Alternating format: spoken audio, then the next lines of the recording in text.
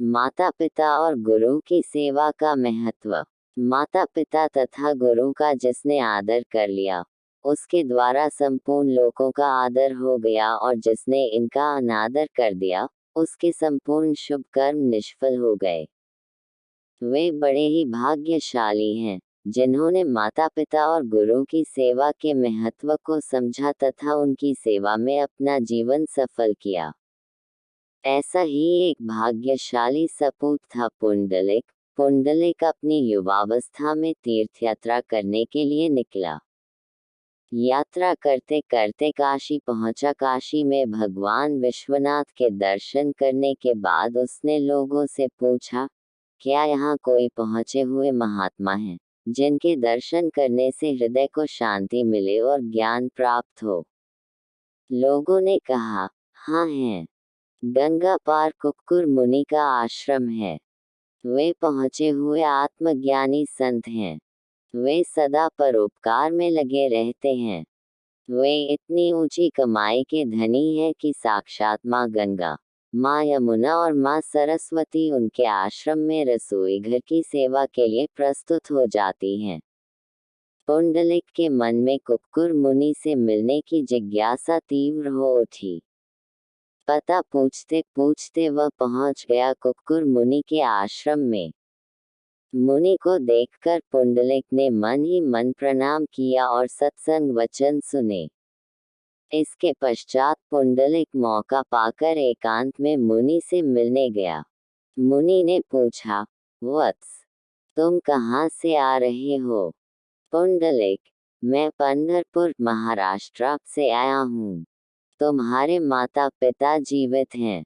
हाँ हैं। तुम्हारे गुरु हैं? हाँ, हमारे गुरु ब्रह्मज्ञानी हैं। कुक्कुर मुनि रुष्ट होकर बोले, पुंडलिक, तू बड़ा मूर्ख है। माता पिता विद्यमान हैं, ब्रह्मज्ञानी गुरु हैं, फिर भी तीर्थ करने के लिए भटक रहा है। अरे पुंडलिक, मैंने जो कथा सुनी थी उससे तो मेरा जीवन बदल गया। मैं तुझे वही कथा सुनाता हूँ, तू ध्यान से सुन। एक बार भगवान शंकर के यहाँ उनके दोनों पुत्रों में होड़ लगी कि कौन बड़ा। निर्णय लेने के लिए दोनों गए शिव पार्वती के पास। शिव पार्वती ने कहा, जो संपूर्ण पृथ्वी की परिक्रमा करके पहले पहुंचेगा, उसी का बड़प्पन माना जाएगा। कार्तिकेय तुरंत अपने वाहन मयूर पर निकल गए पृथ्वी की परिक्रमा करने। गणपति जी चुपके से एकांत में चले गए। थोड़ी देर शांत होकर उपाय खोजा तो झट से उन्हें उपाय मिल गया। जो ध्यान करते हैं, शांत बैठते हैं, उन्हें अंतर्यामी परमात्मा सत्प्रेरणा देते हैं। अतः किसी कठिनाई के समय घबराना नहीं चाहिए, बल्कि भगवान का ध्यान करके थोड़ी देर शांत बैठो तो आपको जल्द ही उस समस्या का समाधान मिल जाएगा। फिर गणपति जी आए शिव पार्वती के पास।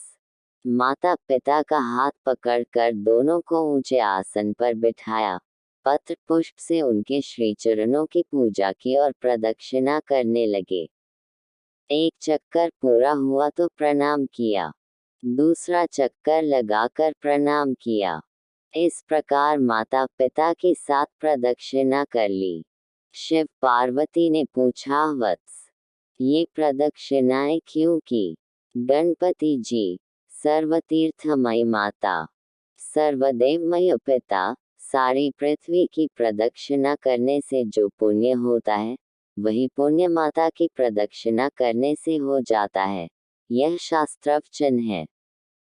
पिता का पूजन करने से सब देवताओं का पूजन हो जाता है। पिता देवस्वरूप हैं। अतः आपकी परिक्रमा करके मैंने संपूर्ण पृथ्वी की 7 परिक्रमाएं कर ली हैं। तब से गणपति जी प्रथम पूज्य हो गए। शिव पुराण में आता है, पितरोश्च पूजन कृत्वा प्रक्रांतिं च करोति यः, तस्य वै पृथिवीजन्यफलं भवति निश्चितम्। अपाय गृहे यो वै पितृतीर्थमाव्रजेत्, तस्य पापं तथा प्रोक्तम हन्ये च तयोर्यथा। पुत्रस्य य महातीर्थ पित्रोश्चरण पंचम अन्यतीर्थ तु दूरे वै गत्वा संप्राप्यते पुनः इदं सन्निहित तीर्थ सुलभ धर्म साधनम पुत्रस्य च स्त्रियाश्चैव तीर्थ गेहे सुशोभनम। जो पुत्र माता पिता की पूजा करके उनकी प्रदक्षिणा करता है उसे पृथ्वी परिक्रमा जनित फल सुलभ हो जाता है। जो माता पिता को घर पर छोड़कर तीर्थ यात्रा के लिए जाता है वह माता पिता की हत्या से मिलने वाले पाप का भागी होता है, क्योंकि पुत्र के लिए माता पिता के चरण सरोज ही महान तीर्थ हैं। अन्य तीर्थ तो दूर जाने पर प्राप्त होते हैं, परंतु धर्म का साधनभूत यह तीर्थ तो पास में ही सुलभ है।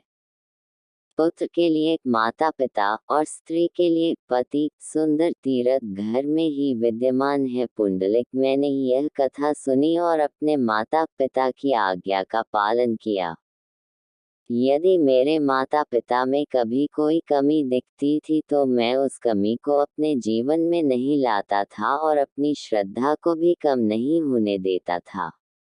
मेरे माता पिता प्रसन्न हुए, उनका आशीर्वाद मुझ पर बरसा, फिर मुझ पर मेरे गुरुदेव की कृपा बरसी, इसलिए मेरी ब्रह्मज्ञान में स्थिति हुई और मुझे योग में भी सफलता मिली।